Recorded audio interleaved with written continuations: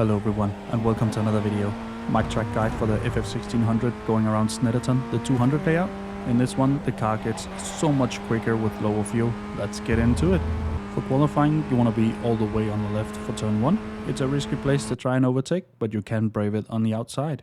I brake halfway between the 1 and the 2 board here on the left. Once I get to about the middle I'll go on the brake to about 40% brake pressure, with easing that off all the way to the inside curb.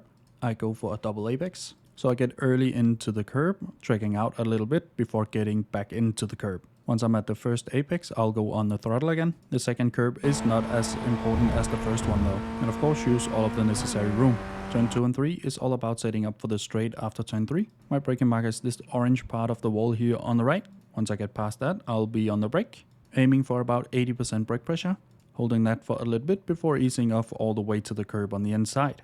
There's an anti-cut curb on the inside. Once that starts, that's where I go an apex. Don't hit that anti-cut because it will cost you a lot of time. When I'm near the end of the anti-cut, I'll go on the throttle again. Here it's all about being smooth, so we don't scrub off too much speed or make the car do wheel spin. Then I cut the red and white curb for turn 3 on the inside, and I use all of the outside curb as well. Down the straight, draft is going to be a big thing, so you might have to defend into turn 4 and 5. This is one of the places where low fuel really shines through, as you will accelerate quite a lot quicker. But for now you'll just battle down the straight here. If you want to defend into turn 4 you should be on the outside, because turn 5 is so quickly after.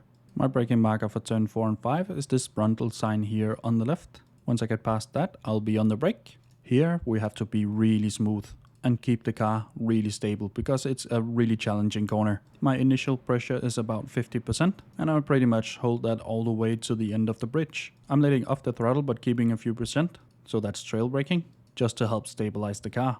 I use all of the curb on the inside to help open up for turn 5. Once I leave the curb I'll be braking a bit more again, just to slow the car down enough. And here we go to about 40% brake pressure. Do not hit the curb on the inside for turn 5, it will unsettle the car quite a lot. I go on the throttle when I'm past the inside curb, and then you can utilize all of the room on the outside. I had a little slide because I demanded too much of the car here, and it is of course not recommended. For turn 6 we just lift off the throttle, we do so just before we go down, and we turn in so we get on the inside curb. Once we go up the curb again, we'll be on full throttle and use all of the curb on the outside of course. Now stay as close as you can to the white line on the inside, all the way to turn 8.